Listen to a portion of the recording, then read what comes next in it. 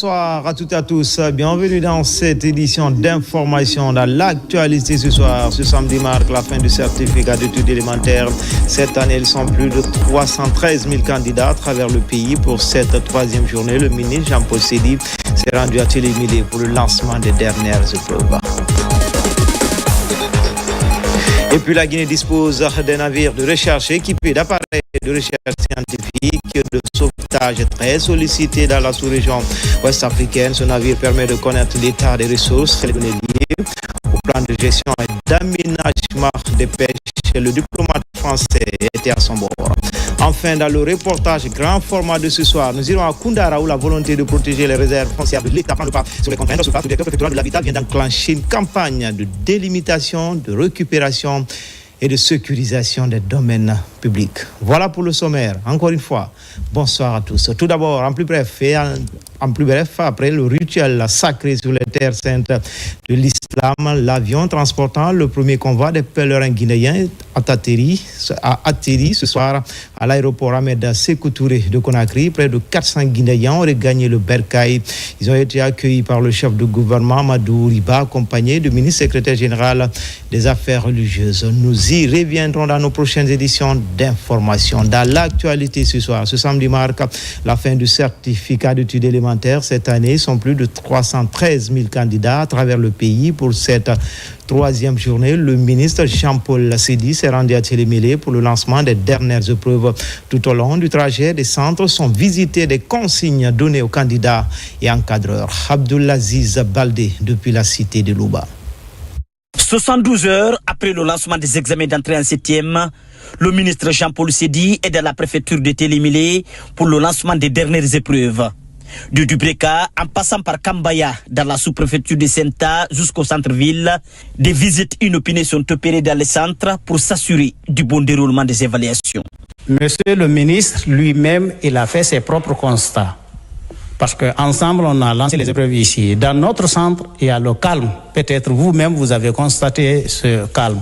Les agents de sécurité jouent leur rôle, les surveillants jouent leur rôle. Et puis le lancement des épreuves, vraiment, on n'a pas de difficultés majeures. Tout se passe très bien. C'est à l'école primaire du centre, au quartier Barkéré, au centre-ville du Télémilé, que le ministre a lancé l'épreuve de calcul écrit avant de se rendre à Sarekali pour donner la dernière épreuve du CE. Partout, des messages de sensibilisation sont véhiculés pour une prise de conscience professionnelle. Bon, je ne veux pas crier victoire très vite parce qu'on est encore au niveau du CE. On espère que la tendance va se confirmer avec le BEPC, avec le baccalauréat. Ce qui est important pour moi, c'est vraiment cette prise de conscience des acteurs sur le terrain. Je vois beaucoup de jeunes enseignants qui sont présents, qui sont impliqués, et ça me fait plaisir. L'autre plaisir, c'est de voir que la communauté est impliquée dans le dispositif éducatif. Ici, dans la cité de Horelouba, aucune fausse note n'est constatée pendant ces 3 jours d'évaluation. Chez les élèves, l'espoir est permis pour décrocher le précieux sésame. Je vais bien travailler, je suis tellement contente. Moi, avec mes amis, on a bien travaillé, on est tous contentes. Le maître nous avait montré tout ça en classe. Pour cette année, ces examens sont placés sous le sceau de la responsabilité et de la conscience professionnelle. Ici, dans la préfecture de Télémilé, 3593, dont 1846 filles, affrontent le certificat de fin d'études élémentaires répartis dans 24 centres, dont 2 franco-arabes. Soutien aux actions du chef de l'État et recensement biométrique des Guinéens établis à l'étranger rencontre le ministre du Travail à Genève, un échange cordial qui a permis au ministre Bruno de revenir sur les grandes orientations sociales, économiques et politiques de la transition. Il a réaffirmé non seulement sa volonté d'accompagner l'initiative, mais prodiguer des conseils en lien avec l'implication de la diaspora au développement du pays. Mamadi Tanaka Misoko, envoyé spécial. En Suisse, une forte communauté guinéenne est présente. Ses compatriotes suivent de près l'évolution sociale, économique et politique du pays.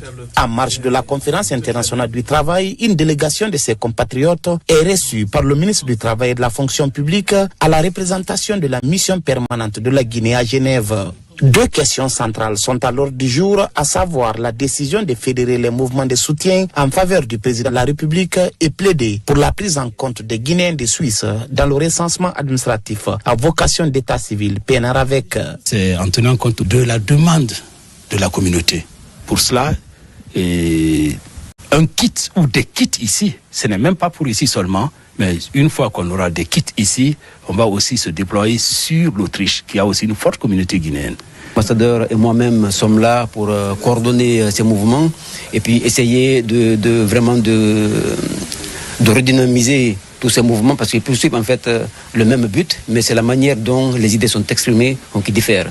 Donc le but c'est de fédérer tous ces mouvements pour essayer d'avancer ensemble. Après avoir suivi avec une attention particulière ses compatriotes, le ministre du Travail et de la Fonction publique a mis en lumière la vision patriotique du président de la République relative à la transformation en profondeur du pays. Le président de la République, la Guinée ne peut pas se développer sans la diaspora. C'est impossible. Ses premières sollicitations, il a tendu la main à la diaspora. Il ne l'a pas fait par démagogie, il ne l'a pas fait par calcul politique, il l'a fait parce qu'il croit que la diaspora, c'est comme si on disait, c'est un passage obligé pour le rayonnement de notre pays. Et vous faites bien le choix de dire que vous vous engagez aussi à soutenir le président dans son vaste chantier de refondation. C'est un choix que je salue en tant que membre du gouvernement. Désormais, les Guinéens de Suisse veulent se retrouver dans un grand ensemble pour soutenir le président de la République. Sous la coupe des ministres des Affaires étrangères et de la fonction publique, ils projettent une grande mobilisation dans ce sens les prochains jours.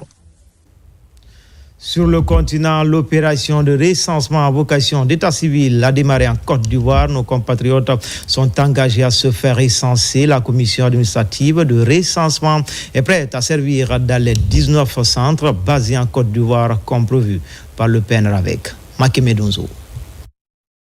En Côte d'Ivoire, les compatriotes ont été nombreux à répondre à l'appel de l'ambassadeur Mobasila autour de la mission administrative de recensement. Le démarrage des travaux coïncide avec l'arrivée à Abidjan du ministre de l'économie et des finances Moura Nassouma dans le cadre de l'assemblée annuelle de la Banque africaine de développement, la BAD.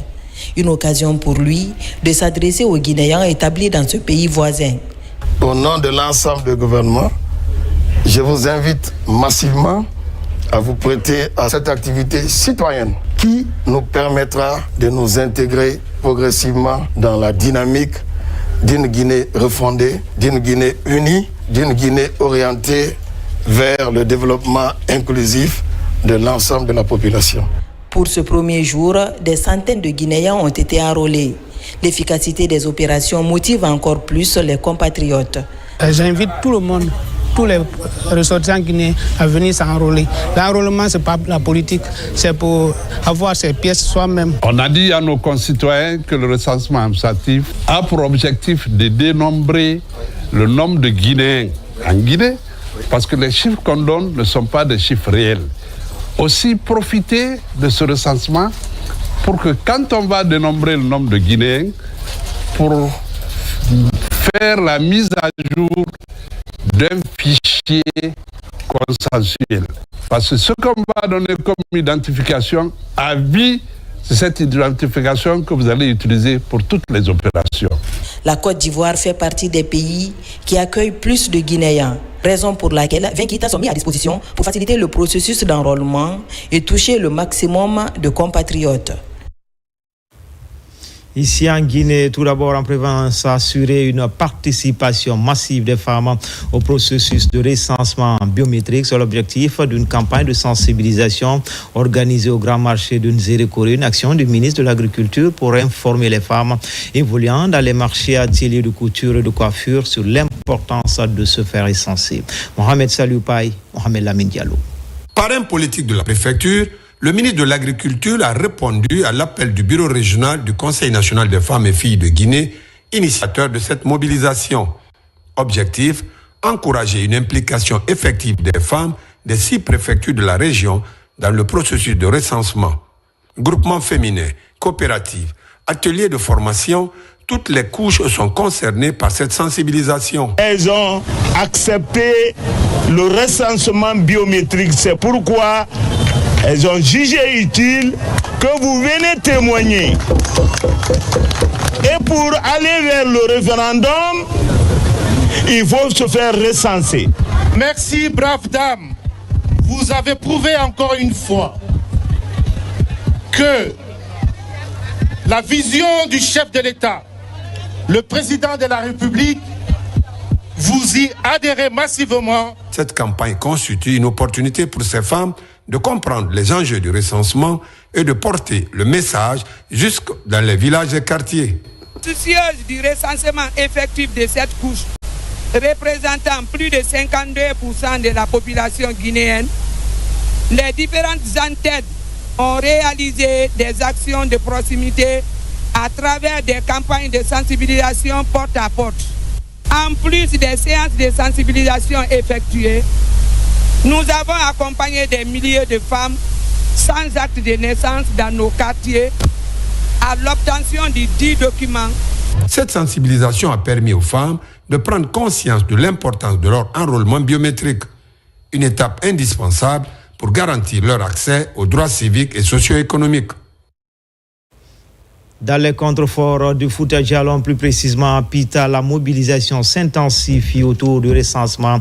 C'est une initiative portée par les fils ressortissants et résidents, une dynamique citoyenne traduite par l'inauguration d'une arcade érigée à l'entrée de la ville. L'ouvrage a été inauguré dans une ambiance festive et pleine d'engagement citoyen. Ousmane Bangoura. Ils sont venus de tous les horizons. Ressortissants, jeunes leaders, femmes notables, tous unis autour d'une cause commune, la réussite du PN-RAVEC à Pita. Dans les quartiers, les villages, les lieux de rassemblement, les messages sont clairs. Se faire recenser, c'est exister aux yeux de l'État. Je vous en prie, encouragez vos proches, vos amis, vos voisins et allez se faire recenser. Ne laissons personne en marche. Une belle illustration de l'engagement citoyen à Pita, où les populations montrent qu'elles sont prêtes à jouer leur rôle dans la réussite du processus de recensement. Une initiative locale à saluer et peut-être même à répliquer dans d'autres préfectures. Depuis le 5 septembre, il y a une vision qui est enclenchée. Pita ne doit pas être en marge. Et pour ce faire, j'appelle à toute la jeunesse, les femmes, les jeunes, à se mettre dans la formation. La première action, c'est aller d'abord se recenser pour être un citoyen normal, un citoyen républicain. La cérémonie a été aussi l'occasion de reconnaître les efforts de celles et ceux qui ont contribué à la réussite du projet. Des satisfecits ont été remis à plusieurs acteurs, preuve de l'esprit d'équipe et de l'engagement collectif. Cette arcade est bien plus qu'une infrastructure. C'est la porte d'entrée d'un Pita nouveau, fier de son passé, conscient de ses défis et résolument tourné vers l'avenir.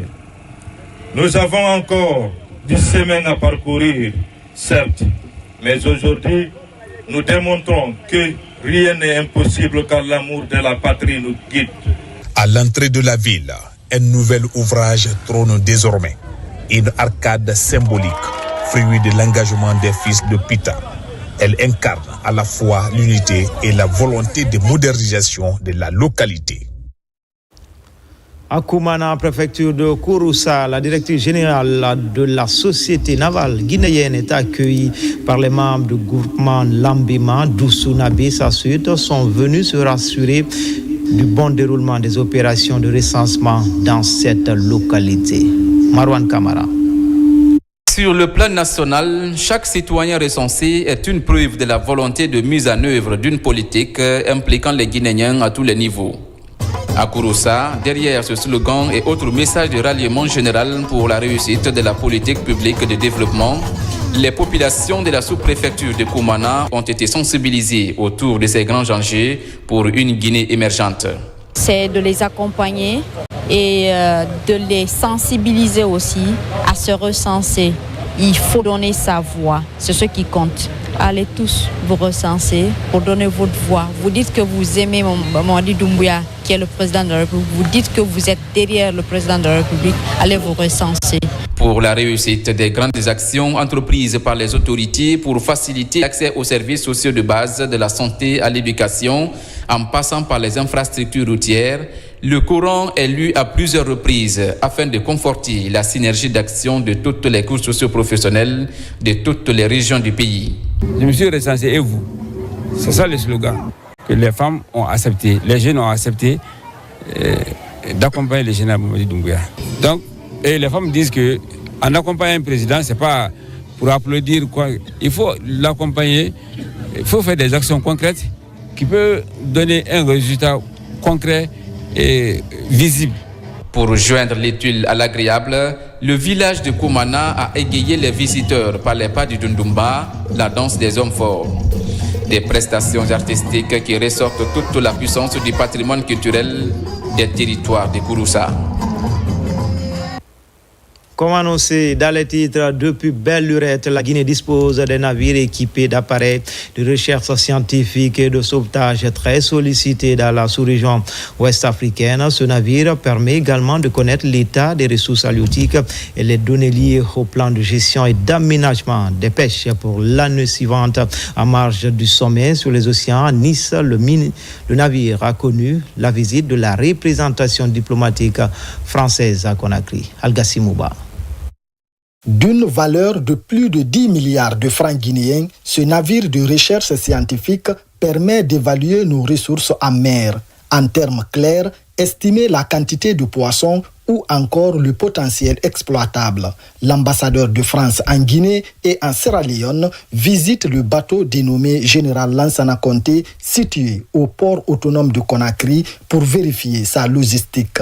Grâce à ce dispositif, fruit de la coopération guinéo-japonaise, le système halieutique guinéen pourrait améliorer son rendement. C'est une occasion de mettre en lumière tout ce que la Guinée fait pour la préservation de l'océan, qui est une réserve de biodiversité, qui est une réserve pour le climat, c'est ce qui nous fait respirer, qui est aussi une ressource pour les communautés. La Guinée dispose avec ce bâtiment d'un bâtiment rare en Afrique de l'Ouest pour observer la démographie des poissons, leur vie. Cette visite intervient au moment où la France accueille les décideurs du monde en marge de la 3e conférence sur l'océan qui se déroule à Nice.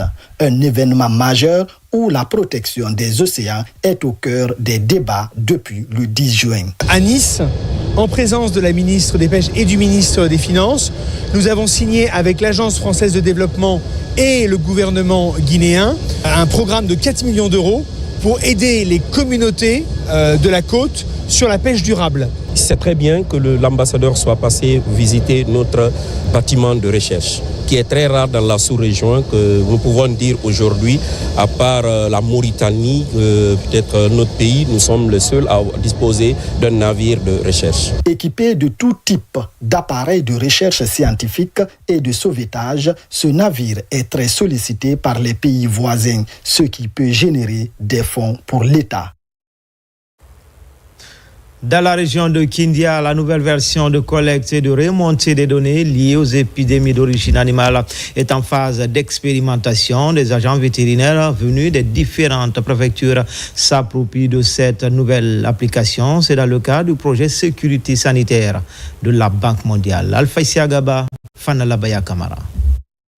Ces agents vétérinaires se familiarisent avec la nouvelle vision de l'application liée à la remontée des données en temps réel. Pour cette phase pratique, des tablettes sont mises à leur disposition. La Banque mondiale et le Fonds des Nations unies pour l'agriculture appuient l'exercice. On les a remis les tablettes que la Banque mondiale a achetées et puis on les a formés sur les différents paramètres de l'application EMAE Plus et Impresa Plus, qui les permet de remonter l'information, et Impresa sert de valider ces informations, accepter et puis analyser et transformer en bulletin hebdomadaire. La plupart des maladies que nous, les hommes, nous développons proviennent des animaux. On ne peut pas avoir la santé si nos animaux domestiques qui sont autour de nous ne sont pas en bonne santé. Aux alentours de cette ferme témoin, des simulations sont effectuées pour la mise en pratique de cette nouvelle vision. Il s'agit d'éviter la propagation des épidémies d'origine animale. Il s'agit d'être actif sur le terrain et faire le travail comme ça se doit. Et je sais que nous allons remonter les données, toutes les informations pour pallier à des maladies épidémiologiques. C'est la surveillance des maladies animales qui va beaucoup aider. Ça nous permettra de connaître l'État, ça va aider l'État guinéen de prendre des décisions par rapport aux différentes maladies qui attaquent la santé animale. Cette phase pratique est précédée d'une session de formation théorique où les agents vétérinaires venus des préfectures de la région ont été outillés en technique d'utilisation de cette nouvelle vision qui pourrait faciliter la remontée et la collecte de différentes données et la surveillance des maladies d'origine animale. Justice avec la lutte contre la pratique illicite de médicaments. Forêt-Caria, plusieurs tonnes de produits prohibés en provenance de la Sierra Leone sont saisies par les forces de défense et de sécurité. Déjà, 4 suspects sont dans les mains de la justice pour des besoins d'enquête. Kierno Younoussaba. Saisie record de médicaments illicites ici au port artisanal de Misra dans la sous-préfecture de Mafereya. La synergie des forces de défense et de sécurité sous la direction du préfet a permis de mettre main sur ces 2 barques en provenance de la Sierra Leone contenant plus de 1400 cartons de produits impropres à la consommation. Il va falloir, après ce dépotage, procéder à l'inventaire pour qu'on sache exactement le contenu des produits qui ont été saisis ici.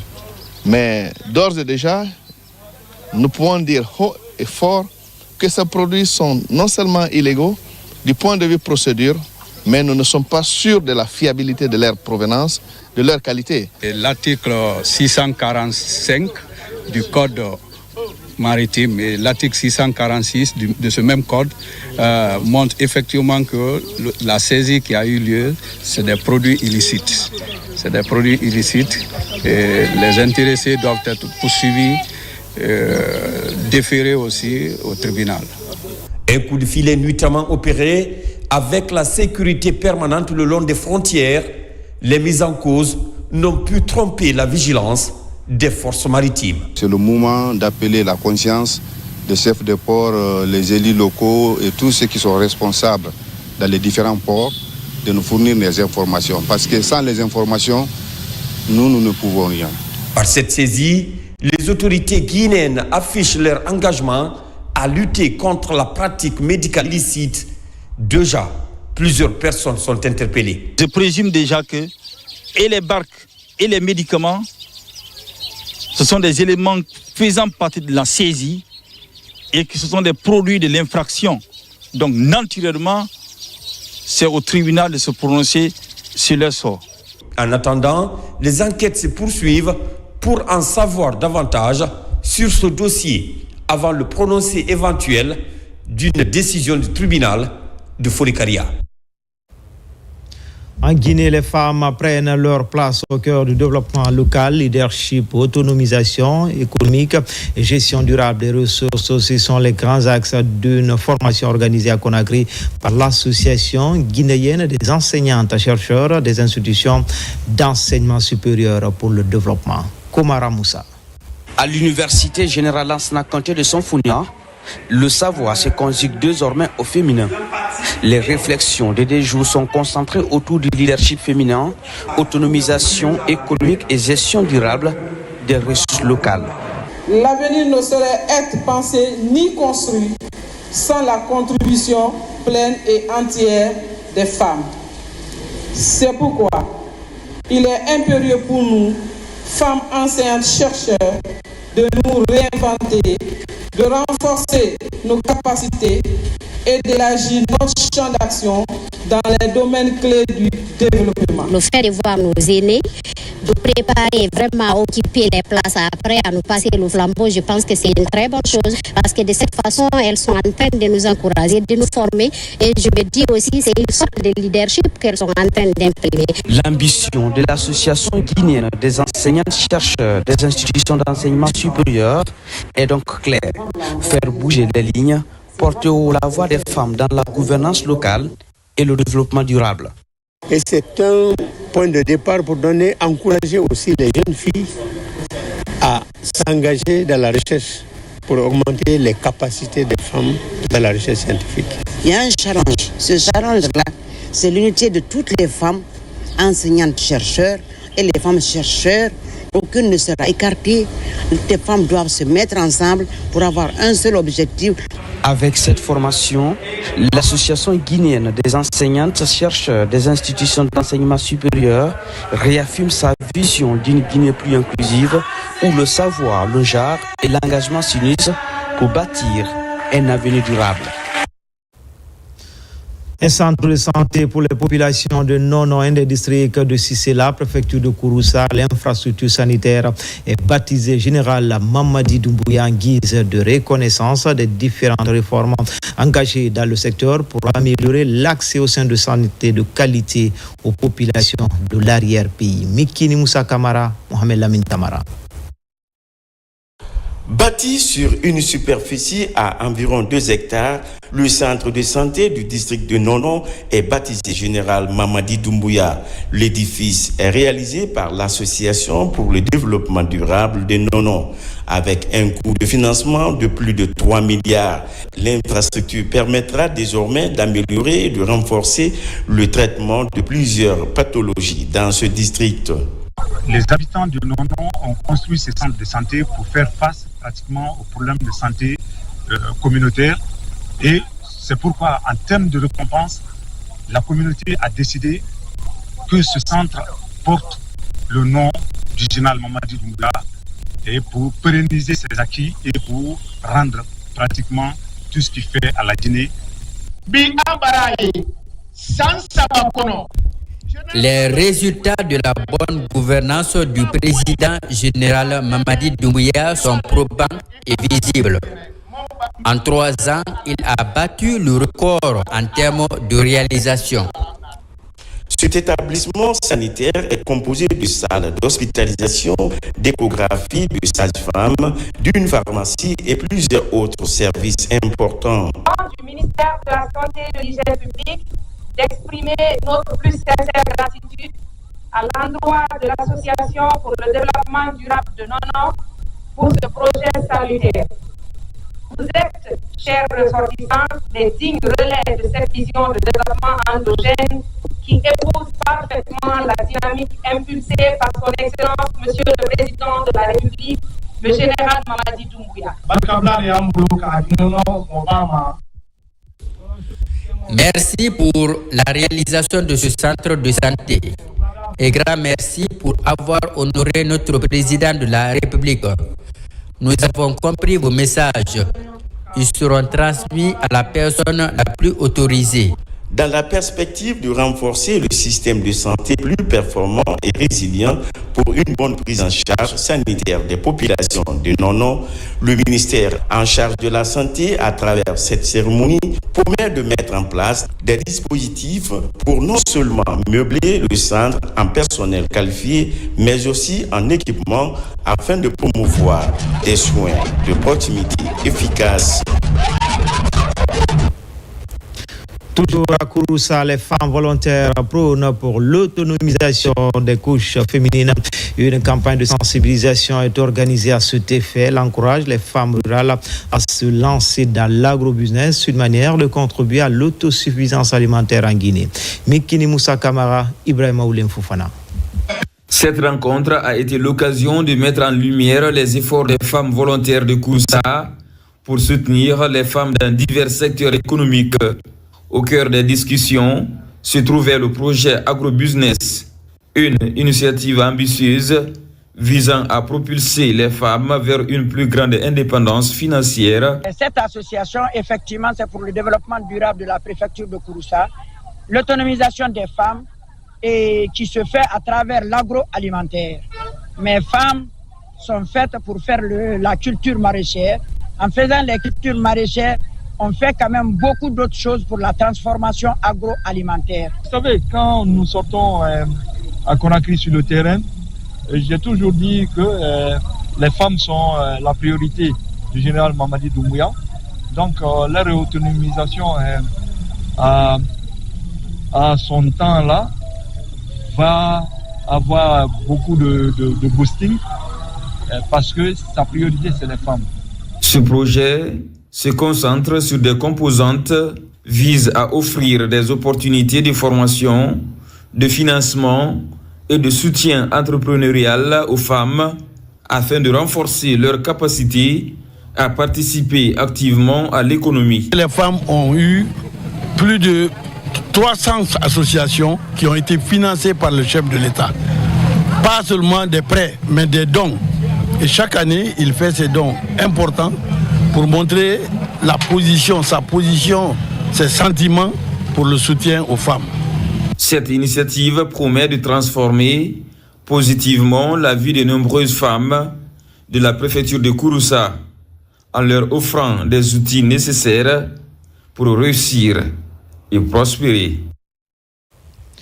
Les membres de l'association professionnelle des institutions de microfinance approprient de nouvelles techniques, une manière de rehausser le niveau de prestation des agents afin d'offrir des services financiers de qualité aux clients. Thierry Maroufba, Morlaï Souma. Avec 20 institutions de microfinance agréées en Guinée, ce secteur des finances joue un rôle important dans le développement économique du pays. Dans leur logique d'augmenter leur performance sur le terrain, les membres de l'association professionnelle des institutions de microfinance de Guinée s'approprient de nouvelles notions. Vous avez 4 thèmes qui vont être déployés. Il y aura un thème sur le digital. Vous savez que actuellement c'est ce qui est en vogue. Vous aurez aussi un thème sur les crédits pour les PME et les PMI. C'est une excellente chose dans la mesure où nous sommes quand même un secteur inclusif et nous sommes un secteur qui servons les personnes les plus vulnérables avec des solutions qui doivent être spécifiques. Donc il est important de renforcer les capacités de nos membres afin de leur donner les outils nécessaires pour donner plus de produits et surtout sécuriser aussi les financements qu'on fait auprès de nos bénéficiaires. Cette remise à niveau touche l'ensemble des institutions de microfinance.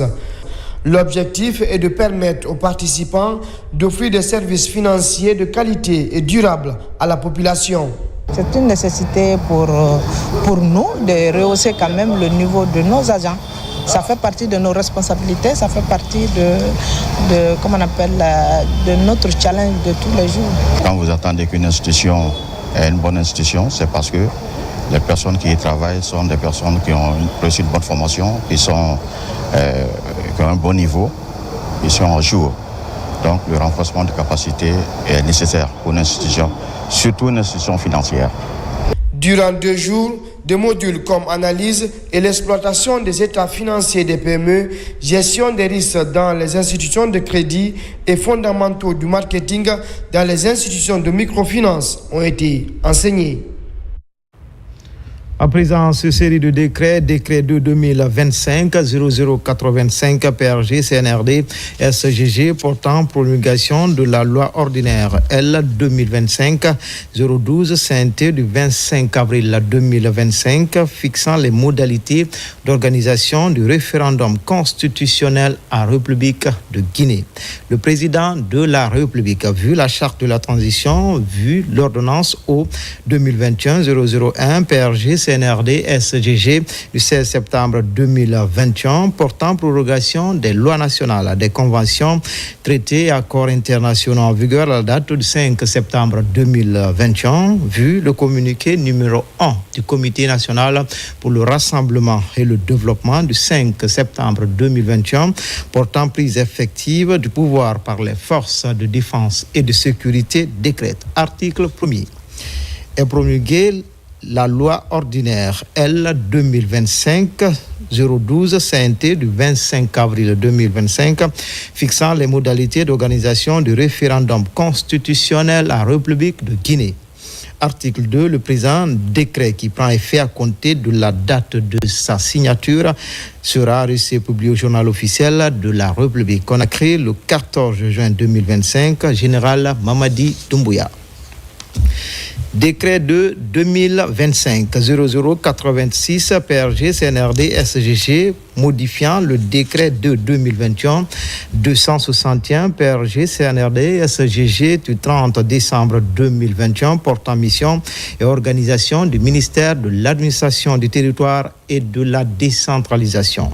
Le président de la République, vu la charte de la transition, vu la loi L 2018-025 AN du 3 juillet 2018 portant organisation générale de l'administration publique, vu l'ordonnance 2021-001 PRG CNRD SGG du 16 septembre 2021 portant prorogation des lois nationales, conventions, traités et accords internationaux en vigueur à la date du 5 septembre 2021, vu le décret D 2024-044 PRG CNRD SGG du 27 février 2024 portant nomination du Premier ministre chef de gouvernement, vu le décret de 2024-051 PRG CNRD SGG du 5 septembre 5 mars 2024 portant structure de gouvernement, vu le décret de 2024-054 PRG CNRD SGG du 13 mars 2024 portant nomination des membres du gouvernement, vu le communiqué numéro 1 du Comité national du Rassemblement pour le développement CNRD du 5 septembre 2021 portant prise effective du pouvoir par les forces de défense et de sécurité. Chapitre 1, mission et attribution. Article 1er. Le ministère de l'administration du territoire et de la décentralisation a pour mission la conception, l'élaboration et la mise en œuvre de la politique du gouvernement dans les domaines de l'administration du territoire, de la décentralisation et du développement local et d'en assurer le suivi. À ce titre, il est particulièrement chargé d'élaborer et de veiller à l'application des textes législatifs et réglementaires relatifs à l'administration du territoire, à la décentralisation et au développement local, au mouvement associatif et organisations non gouvernementales, à la gestion de l'état civil, à l'identification des personnes physiques, à l'organisation des élections politiques et des référendums, à l'exercice des libertés publiques, à la promotion d'une citoyenneté responsable, procéder à l'établissement et à la mise à jour du fichier électoral, organiser des élections politiques et les référendums, coordonner les actions de l'État dans les circonscriptions territoriales et dans les collectivités locales, élaborer et de mettre en œuvre les réformes relatives à l'administration territoriale, promouvoir et de renforcer la gouvernance territoriale participative, assurer la tutelle des collectivités locales et promouvoir le développement local, d'assurer un suivi régulier de fourniture des services sociaux de base rendus aux populations en lien avec les compétences transférées, assurer la promotion de l'alimentation en eau potable des collectivités en milieu rural et semi-urbain, élaborer et mettre en œuvre les stratégies de transfert de compétences sectorielles dévolues aux collectivités locales, veiller à travers un mécanisme unique à la gestion et à l'opérationnalisation des fonds destinés au financement du développement local, coordonner les interventions des partenaires au développement local, promouvoir et renforcer la coopération décentralisée, le partenariat et le développement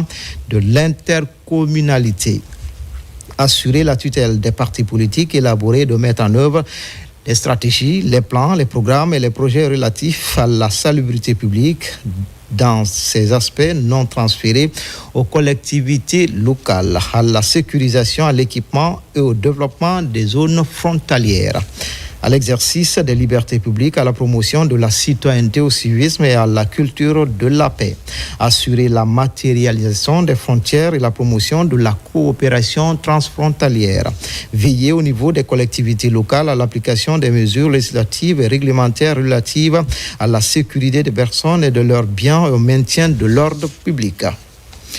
Autoriser l'installation et l'exploitation des serrureries sur la base des normes établies par l'organe en charge de la régulation des activités de sécurité privée, participer à la mise en œuvre de la politique du gouvernement en matière migratoire, coordonner l'élaboration et l'exécution des plans et programmes d'intervention en faveur des victimes des catastrophes, participer à l'élaboration et à la mise en œuvre des programmes de formation et de perfectionnement des cadres, des administrateurs territoriaux et des élus locaux, réformer et moderniser le système d'état civil et la production des statistiques vital de l'état civil, créer et gérer le numéro personnel d'identification des personnes physiques et d'en assurer la conservation, élaborer et de mettre en œuvre les stratégies, les plans, les programmes et les projets relatifs à la gestion, à la sécurisation et à la production des actes d'état civil, des titres d'identification des personnes physiques en République de Guinée, prendre en compte la dimension éthique, genre, équité dans les activités du département des circonscriptions administratives et celles des collectivités locales, prendre en compte la dimension environnementale et sociale dans la mise en œuvre des programmes et projets du département. Chapitre 2, organisation. Article 2. Pour accomplir sa mission, le ministère de l'administration du territoire et de la décentralisation comprend un secrétaire général, un cabinet des services d'appui, des directions nationales, des directions générales, des organismes publics autonomes, des programmes et projets publics, des services déconcentrés, des organes consultatifs. Article 3, le cabinet du ministre comprend un chef de cabinet, un conseiller principal, un conseiller juridique, un conseiller chargé de la gouvernance territoriale participative, un conseiller politique, un conseiller chargé de mission, un attaché de cabinet. Article 4, les services d'appui sont l'inspection générale, le bureau de stratégie et de développement, la division des ressources humaines, la division des affaires financières, la cellule de passation des marchés publics, le service de la comptabilité matière et matérielle, le contrôleur financier, les centres de recherche documentaire, le service communication et relations publiques, le service de modernisation des systèmes d'information, le service genre et équité, le service hygiène, santé et sécurité, le service accueil et information, le secrétariat central. Article 5. Les directions nationales sont la Direction nationale de l'administration du territoire, la Direction nationale des collectivités locales, la Direction nationale des libertés publiques et des frontières, la Direction nationale de promotion et de régulation des organismes non gouvernementaux et des mouvements associatifs. Article 6. Les directions générales sont la Direction générale des élections, la Direction générale des affaires politiques, la Direction générale de la promotion de la citoyenneté et de la paix. Article 7. Le service rattaché et le service national d'appui à la garde communale. Article 8. Les organismes publics autonomes sont l'Agence nationale de financement des collectivités locales, l'Agence nationale d'assainissement et de salubrité publique, le Centre national de formation et de perfectionnement des cadres et élus locaux, le Service national d'aménagement des points d'eau, l'Agence nationale de gestion des urgences et catastrophes humanitaires, l'Office national de l'état civil et de l'identification. Article 9. Les programmes et projets publics sont ceux initiés dans les domaines d'intervention spécifiques du ministère en charge de l'administration du territoire et de la décentralisation. Article 10. Les services déconcentrés sont les directions régionales de l'administration du territoire et de la décentralisation, les directions préfectorales de l'administration du territoire et de la décentralisation, les directions régionales, préfectorales des centres communaux de l'état civil et de l'identification. Article 11. Les organes consultatifs sont la commission interministérielle du pilotage de la lettre de politique nationale de décentralisation et de développement local, la commission nationale des frontières de Guinée, la commission nationale d'intégration et de suivi des réfugiés, le conseil de discipline, le comité d'éthique. Article 3. Disposition finale. Les décrets fixent séparément les statuts des organismes publics autonomes, le mode d'organisation et de fonctionnement des organes consultatifs, de l'inspection générale des programmes et projets publics, ainsi que les attributions et l'organisation des services rattachés de niveau hiérarchique équivalent à celui d'une direction de l'administration centrale. Article 13. Des arrêtés du ministre de l'administration du territoire et de la décentralisation fixent les attributions et l'organisation des directions nationales et équivalents, ainsi que des services rattachés de niveau hiérarchique équivalent à celui d'une division ou d'une section de l'administration centrale. Article 14. Le présent décret qui abroge toute disposition antérieure contraire prend effet à compter de la date de sa signature et sera enregistré au publié journal officiel de la République Conakry le 14 juin 2025, Général Mamadi Doumbouya. Décret 2-2025-0087 PRG, CNRD, SGG portant attribution et organisation de la Direction générale des élections. Le président de la République, vu la charte de la transition, vu la loi L 2018-025 AN du 3 juillet 2018 portant organisation générale de l'administration publique, vu la loi L 2025-012 CNT du 25 avril 2025 fixant les modalités d'organisation du référendum constitutionnel à la République de Guinée, vu l'ordonnance 2021-001 PRG CNRD CGG du 16 septembre 2021 portant prorogation des lois nationales, conventions et traités accords internationaux en vigueur à la date du 5 septembre 2021. Vu le décret 2-2024-044 PRG CNRD SGG du 27 février 2024 portant nomination du Premier ministre chef de gouvernement, vu le décret 2-2024-051 PRG CNRD SGG du 5 mars 2024 portant structure de gouvernement, vu le décret 2-2024-054 PRG CNRD SGG du 13 mars 2024 portant nomination des membres du gouvernement, vu le décret de 2025-0086 PRG CNRD SGG du 14 juin 2025 modifiant le décret de 2021-261 PRG CNRD SGG du 30 décembre 2021 portant mission et organisation du ministère de l'administration du territoire et de la décentralisation, vu le rapport de la mission technique de la communauté économique des États de l'Afrique de l'Ouest CEDEAO relative au chronogramme de la transition, vu les résolutions issues du dialogue politique inclusif interguinéen, vu le communiqué numéro 1 du Comité national pour le rassemblement et le développement CNRD du 5 septembre 2021 portant prise effective du pouvoir par les forces de défense et de sécurité. Chapitre 1, disposition générale. Article 1er. Il est créé au sein du ministère en charge de l'administration du territoire une direction générale des élections en abrégé DGE. Article 2. La direction générale des élections est dotée d'une autonomie financière. Chapitre 2. Mission et attribution.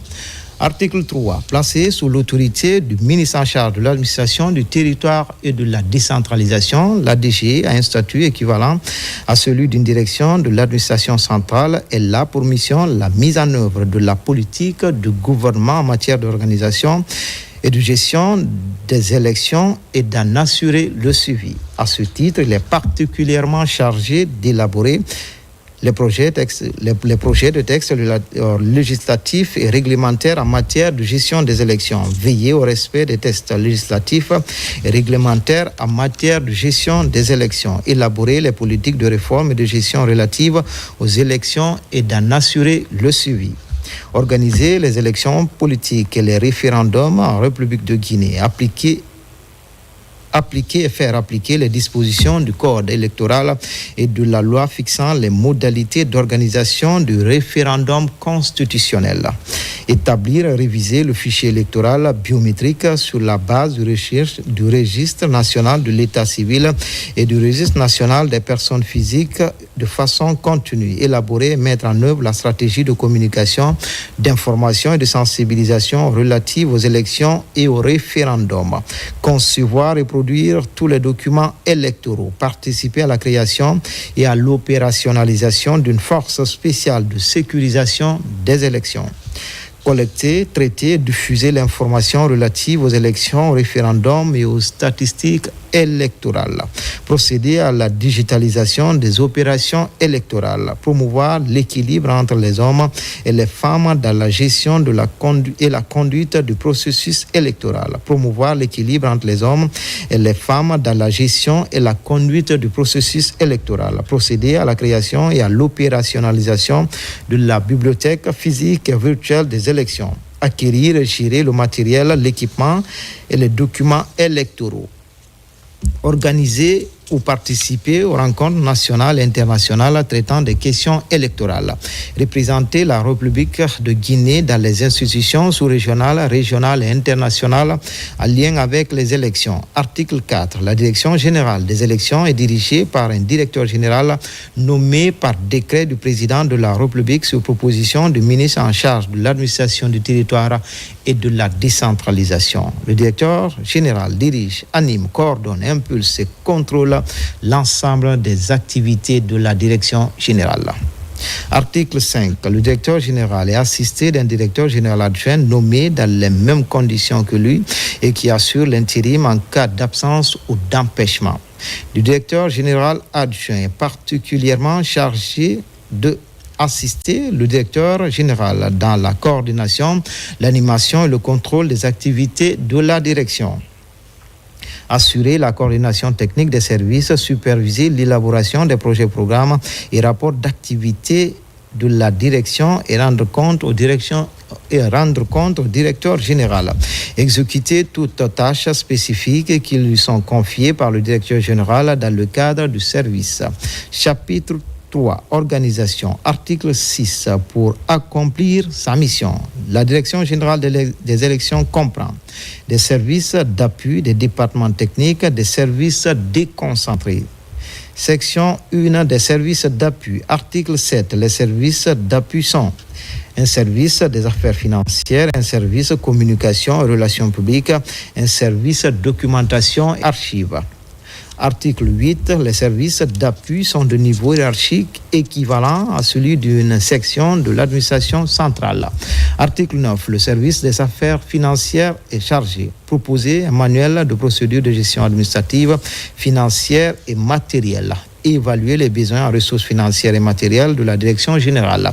Élaborer et soumettre le budget de la direction générale au directeur général, assurer l'approvisionnement matériel et en équipement de la direction générale, exécuter les crédits budgétaires alloués à la direction générale, tenir la comptabilité de la direction générale, produire les rapports financiers relatifs à la gestion des crédits budgétaires mis à la disposition de la direction générale, assurer l'archivage et la conservation des pièces justificatives relatives au suivi de l'exécution des crédits alloués à la direction générale. Article 10. Le service communication relations publiques est chargé de élaborer les stratégies et plans de communication de la direction générale, élaborer des articles, guides, ouvrages sur les activités de la direction générale, assurer les relations avec la presse publique et privée en relation avec le service de communication et relations publiques du ministère, organiser des conférences de presse, assurer la veille médiatique et tenir informé le directeur général des articles de presse, assurer la gestion et l'animation des canaux de communication de la direction générale. Article 11. Le service documentation archive est chargé de inventorier, classer, conserver et gérer toutes les documentations administratives et techniques de la direction générale, participer à l'édition et à la publication des documents techniques de la direction générale, assurer la gestion du fonds documentaire de la direction générale, créer et gérer la bibliothèque physique et virtuelle des élections. Section 2 des départements techniques. Article 12. Les départements techniques sont le département opération, le département information, le département observation et accréditation, le département logistique et sécurité. Article 13. Les départements techniques sont de niveau hiérarchique équivalent à celui d'une division de l'administration centrale. Section 3 des services déconcentrés. Article 14. Les services déconcentrés sont les directions régionales des élections, les directions préfectorales des élections, les services communaux des élections. Article 15. Les services déconcentrés sont chargés, chacun dans sa circonscription administrative, de la mise en œuvre des missions assignées à la direction centrale. Article 16. Les élections et les affaires politiques au niveau des représentations diplomatiques sont gérées par les services consulaires sous la coordination des ambassadeurs. Chapitre 4. Disposition finale. Article 17. Un arrêté du ministre en charge de l'administration du territoire et de la décentralisation détermine l'organisation des départements techniques et des services déconcentrés. Article 18. Les directeurs des services déconcentrés sont nommés par décret du président de la République sur proposition du ministre en charge de l'administration du territoire et de la décentralisation. Article 19.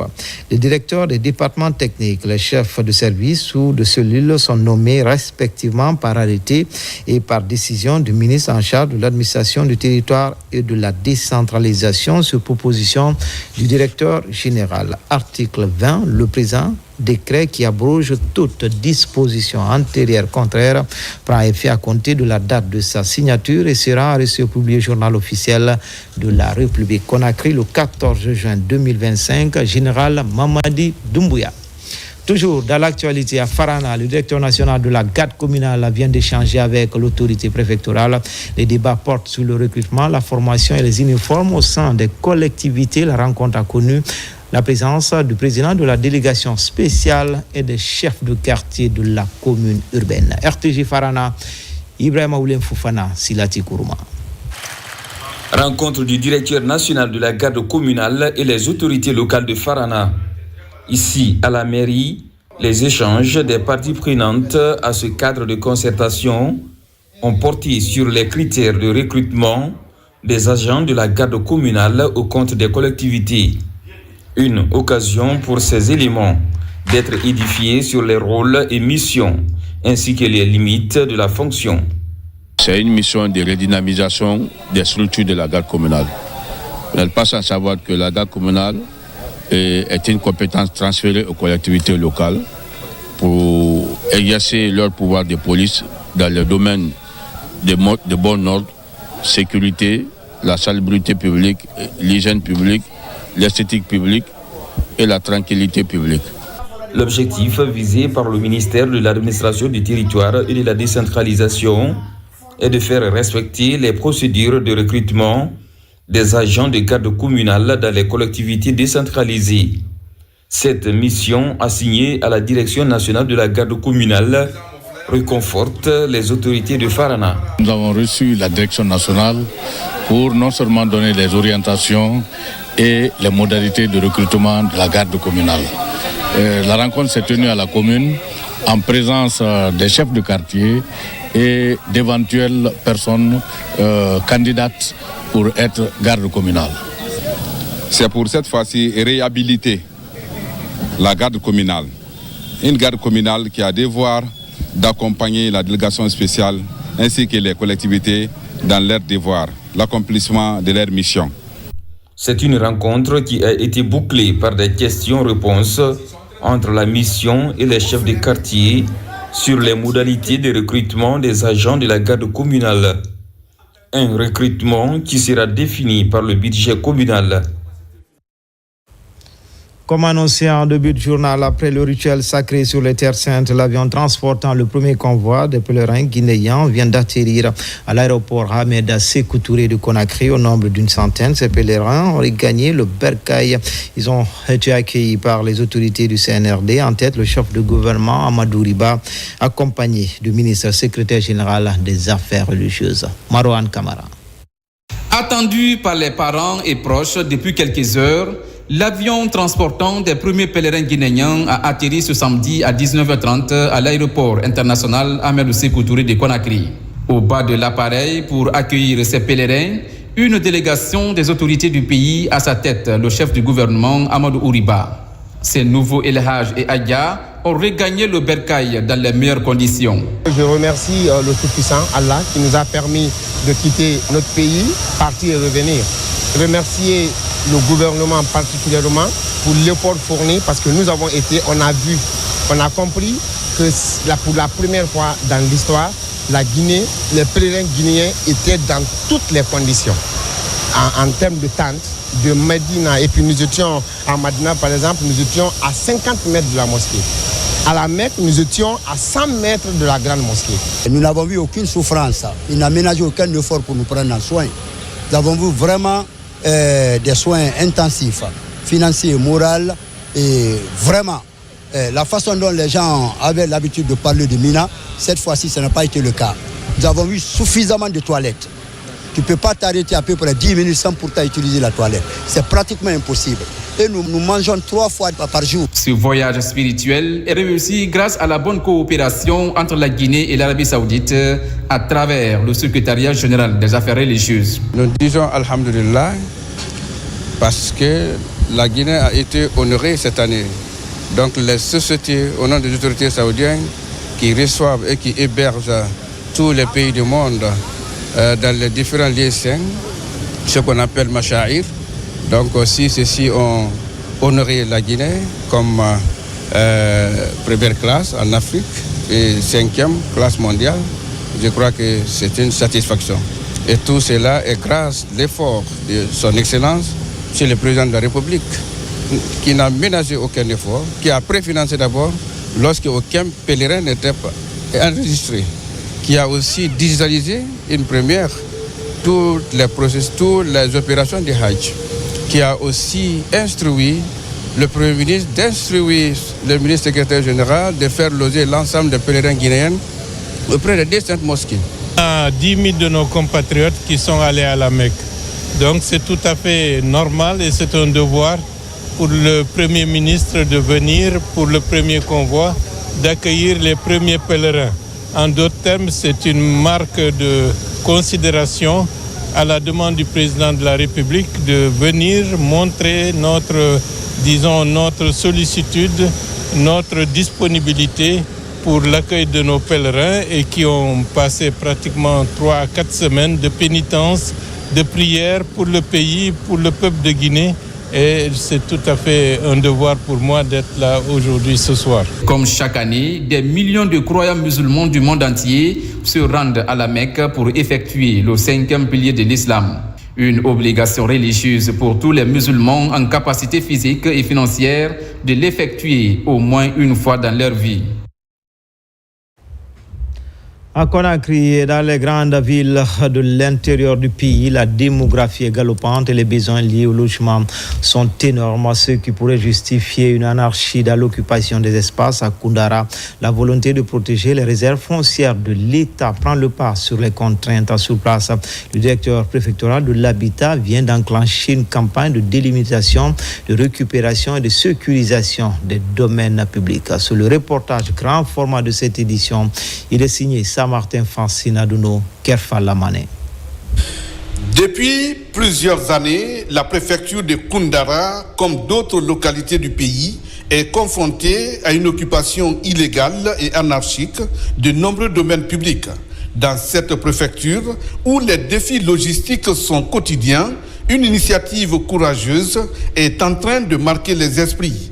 Par manque de véhicules, avec un effectif limité, le directeur préfectoral de l'urbanisme et de l'habitat, l'unique cadre d'ailleurs de ces secteurs dans le Badjar, Siona Moto, un exercice devenu un quotidien pour lui. Sur le terrain, notre équipe de reporters le suit jusqu'à destination où il a lancé une opération ambitieuse de délimitation, de récupération et de sécurisation des domaines publics, une mission ardue mais nécessaire. Chaque fois que nous rencontrons Monsieur le ministre, son Excellence Mori Kondé, il nous a toujours dit, le président de la République, le général Mamadi Doumbouya vous a nommé à l'intérieur, il ne vous a pas nommé pour venir vraiment vendre les parcelles ou quoi. Votre mission principale, c'est de veiller sur les domaines de l'État. Et à nos jours, je peux vraiment dire que ma mission, elle est accomplie vraiment à Koundara. Tout est récupéré et c'est sécurisé. Face à l'occupation illégale, à la spéculation foncière et à la confusion entre propriété publique et privée, l'urgence était réelle. Dans les quartiers en expansion rapide, l'absence de repères cadastraux a permis l'empiètement progressif sur des espaces réservés à des équipements publics. En exemple, l'aéroport de Sambailo, c'est patrimoine national depuis la colonisation, sur 103 hectares, est aujourd'hui anarchiquement occupé par des particuliers. Cet aéroport, il a fonctionné des années durant, un aéroport de proximité jusqu'en 1990, mais quand il était question de privatiser certains services de l'État, c'est ce qui a fait que l'aéroport a connu un arrêt de fonctionnement. Plus de temps à perdre. L'opération de délimitation, de récupération et de sécurisation de ces domaines publics et d'autres à Koundara apparaît comme un acte de redressement et de justice foncière. Dans le cas d'espèce, les personnes qui occupent ces lieux ne sont pas à indemniser, ne sont pas dans une procédure d'expropriation pour cause d'utilité publique. Ce sont des domaines déjà qui étaient titrés au nom de l'État que les gens ont occupés. Ce qui appartient à l'État appartient à l'État. Tôt ou tard, l'État va récupérer. L'État, c'est comme l'océan. Quand vous récupérez 1 mètre sur le lit de l'océan, il va récupérer le double ou le triple de ça en terre ferme ailleurs. Après Sambailo, les autorités se sont rendues successivement dans les sous-préfectures de Kamabi et Dar es Salaam pour mesurer l'ampleur de ce phénomène et surtout sécuriser des sites dédiés à accueillir des équipements publics de certains ministères. Nous avons fait la sous-préfecture de Kamabi, et l'endroit là où on dit Gadapon, l'ancien fondoir, qui fait 3 hectares, qui est affecté au ministère de l'Agriculture et l'Élevage. Et après là-bas, nous avons fait le deuxième site qui est au niveau du quartier Dar Salam. Là-bas, il y a d'ailleurs 2 sites. Le premier est affecté au ministère du Commerce et l'Industrie qui fait 5 hectares. Le troisième au ministère de l'Énergie qui fait les 10 hectares. Délimité avec un appareil, un GPS différentiel. Le service n'est pas équipé. Vous avez vu, pour preuve, j'ai pris un appareil GPS en location de Conakry ici que je paye 2 millions de jours. Ici, dans le Badjar, l'initiative n'est pas isolée. Elle bénéficie du soutien actif des autorités préfectorales, locales et judiciaires pour appuyer l'identification physique des domaines publics, souvent basés sur la mémoire collective et les plans anciens. Ces partenariats renforcent la légitimité de l'action et favorisent la médiation sur le terrain. Pour nous, population de Koundara, nous sommes très contents pour le directeur du préfectorat de l'habitat de Koundara, ce qu'il est en train de faire. Parce que ce n'est pas trop tard. La population est informée. Tout le monde actuellement connaît les domaines de l'État. Je dirais toujours à la population, franchement, de ne pas toucher ce qui appartient à l'État. Parce que ça va rattraper. Si nous pensons que la construction est difficile, c'est pourquoi cette mission est sortie pour prévenir les populations, ceux-là qui ont les tentatives d'occuper les domaines de l'État et qu'elles quittent directement. Menée dans le respect des lois et avec un souci de dialogue, cette opération constitue une réponse aux défis d'urbanisation désordonnée et de gestion transparente du patrimoine foncier de l'État. À travers elle, Koundara amorce une nouvelle page de son développement territorial marquée par la volonté du directeur préfectoral de l'urbanisme et de l'habitat de protéger les domaines publics malgré les contraintes. Dans le reste de l'actualité, l'association des fils ressortissants pour le développement de Guéguédou consacre une journée aux actions citoyennes en collaboration avec le bataillon autonome de la dite préfecture. Première action, l'assainissement du stade préfectoral Tchendena Dembadouno. Hadama Kmara, Mohamed Koya Kamara. L'association des fils ressortissants et amis pour le développement de Guéguédou est à pied d'œuvre pour assainir les points critiques de la ville. Une initiative citoyenne qui mobilise la troupe du bataillon autonome de Guéguédou. Civils et militaires sont tous en ordre de bataille contre les ordures afin de rendre propre la cité de Tchendena Dembadouno. Dans le cadre du renforcement des relations civilo-militaires entre nous et la population civile, dans cette lancé que nous avons mobilisé nos hommes massivement ce matin pour venir assister au mouvement d'assainissement entretenu par le mouvement Afradec de Guéguédou. À travers une campagne de sensibilisation, les organisateurs tentent d'inciter les uns et les autres à s'investir afin qu'ils apportent leur pierre à l'édifice commun. Afradec, c'est une association transversale qui est là pour le développement de Guéguédou et le retour massif des populations de Guéguédou. Et au-delà de ça, nous avons des doléances auprès des autorités, surtout le président de la République, général Mamadi Doumbouya, et son gouvernement, pour qu'ils puissent nous aider réellement. Le souci majeur de la population de Guéguédou aujourd'hui, c'est les 15 km. Les 15 km qui nous restent maintenant pour la rentrée de Guéguédou. C'est le calvaire. Si cela est fait, vraiment, le développement est vraiment promoteur. Et cette association nous aide. Quand il y a eu des inondations, elle a fait des dons aux victimes. Cela nous a beaucoup marqué. Ce sont ces projets qui vont nous aider aussi. Au-delà de cette journée d'assainissement, l'association des fils ressortissants et amis pour le développement de Guéguédou Afradeg a mis l'occasion à profit pour rendre une série de visites de courtoisie à la notabilité. Partout, des prières et bénédictions sont formulées en faveur de la paix et de l'entente entre les Guinéens.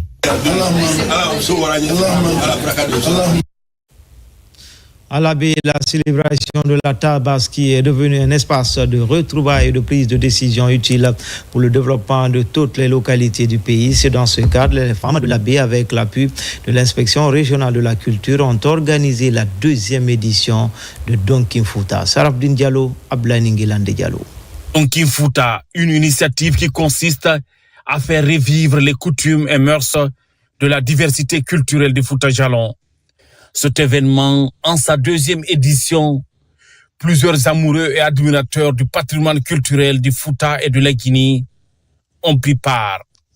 L'initiative est l'œuvre des femmes avec l'appui de l'inspection régionale de la culture de l'Abbé. Notre association a 2 principaux objectifs, à savoir faire revivre la culture du Fouta, œuvrer pour le rassemblement des fils résidents et ressortissants de l'Abbé et de la Guinée en général. Cette initiative salvatrice des femmes de l'Abbé est une empreinte qui reste gravée dans l'histoire de notre région.